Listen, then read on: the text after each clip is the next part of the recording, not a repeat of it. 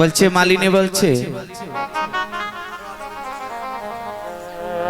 মালিনী বলছে দাঁড়াও প্রভু শ্রীবাসের বাইকে নিয়ে এসেছি। মালিনী বলছে দাঁড়াও প্রভু, মায়ের একটা বাসনা আছে, তুমি বাসনাটা রাখতে হবে। ও প্রভু, আমার তো একটা মাত্র সন্তান ছিল, আমার তো একটা মাত্র পুত্র ছিল, আমার আর জগতে মা বলে ডাকার মতো কেউ রইল না।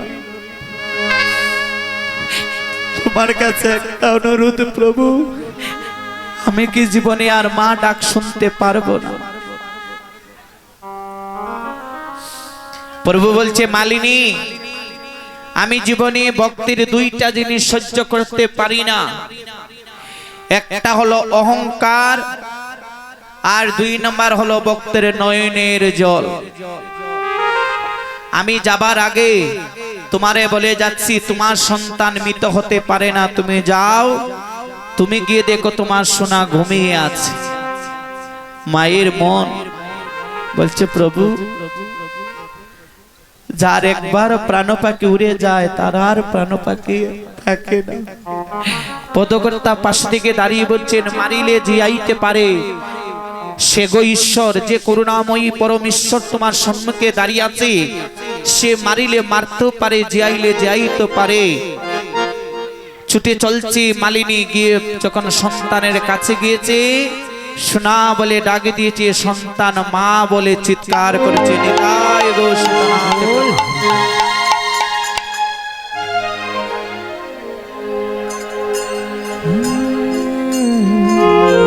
যখন সন্তান পেল, নিজের ভাই পেল,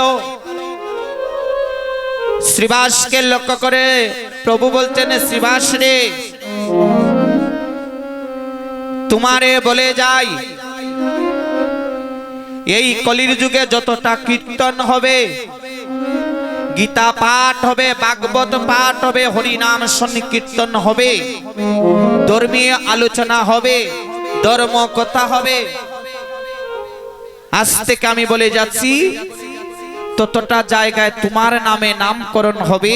নামটা হবে, এই তো হলো শ্রীবাসঙ্গন, এই তো হলো শ্রীবাসঙ্গন, এই তো হলো শ্রীবাসঙ্গ। নিতাই গো সীতানাথ প্রেমানন্দে হলো হরে শ্রীবাসঙ্গ। সবাই প্রেমানন্দে হরি হরি বল, এই তো হলো শ্রীবাসঙ্গ। সবাই প্রেমানন্দে হরি হরি বল, এই তো হলো শ্রীবাসঙ্গ। হরে প্রেমানন্দে হরি হরি বল, এই তো হলো শ্রীবাসঙ্গ। প্রেমানন্দে হরি হরি বল, এই তো হলো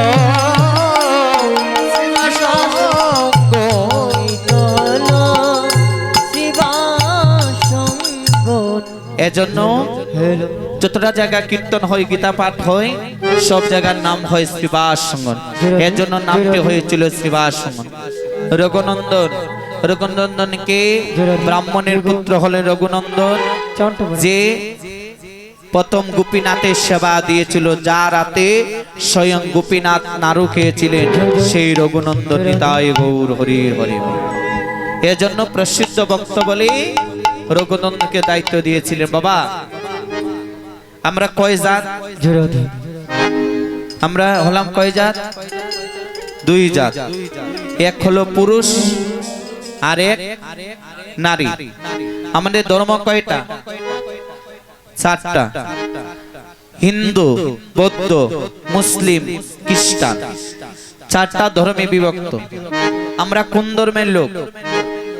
হ্যাঁ, সনাতন ধর্মের লোক। তাহলে আমাদের পরিচয় একটা সনাতন ধর্মের লোক। এখানে সবাই বসেছে, এখানে কোন সম্প্রদায় কেউ জানে? কে কোন সম্প্রদায়?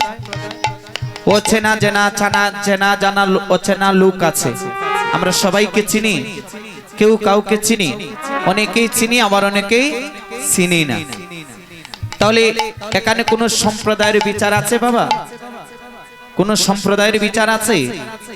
কিন্তু আমরা কীর্তন দেই ঘরে ঘরে, গীতা পাঠ দেই ঘরে ঘরে, কিন্তু সমাজের কুসংস্কার দূর হচ্ছে না।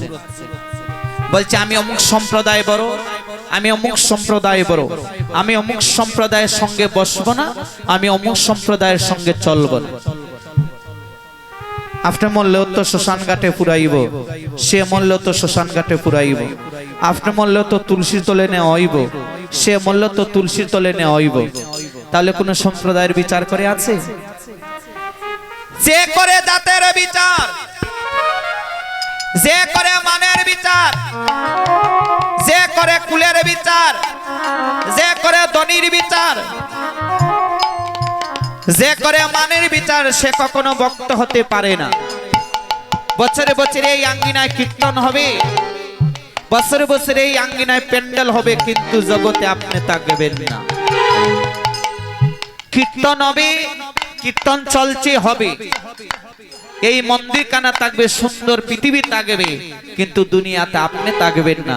পুরান অতিথি বদলে যাবে, নতুন অতিথি আসবে। বাবা, যাওয়ার সময় আপনিও যাবেন শ্মশান ঘাটে, সেই সম্প্রদায়ও যাবে শ্মশান ঘাটে। আপনি যদি একটা গাড়ি করে যান, আমরা তো অনেকে তুলসীর মালা গলায় দেই না, আছে অনেকের গলায় তুলসীর মালা নাই, আপনার পরিচয় পাওয়া যাবে? তুলসী মালা যদি গলায় না থাকে, অন্য ধর্মের লোক আপনারা চিনবে? চিনবে বাবা? দেখুন, আপনি যদি গাড়ির পাশের সিটে বসেন, সেই দাদা আপনাকে জিজ্ঞাসা করবে, দাদা আপনি কোন ধর্মের লোক? তখন আপনি বলবেন যে আমি অমুক দাস, আমি অমুক সূত্রধর, আমি অমুক বৈদ্য। এই কথা বলতে পারবেন? এই কথা বললে আপনার বৌদ্ধ আর সম্প্রদায় বলিলে সে আপনাকে চিনবে না। পরিচয় দিতে হবে কি, আমি সনাতন ধর্মের লোক, তখন আপনার পরিচয় অতি সহজে চিনবে। তাহলে আমরা যদি সেই সম্প্রদায়ের বিচার সব জায়গায় দিতে পারি না, তাহলে এত অহংকার করি কেন সম্প্রদায় নিয়ে?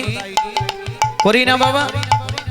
যারা এই বিচার করে, যারা এই মানের বিচার করে, কুলের গৌরব করে, আমার বাড়ি, আমার ঘর, আমার সংসার, আমার টাকা, তারা জীবনে কোনোদিন ভব নদী পাড়ি দিতে পারবে না।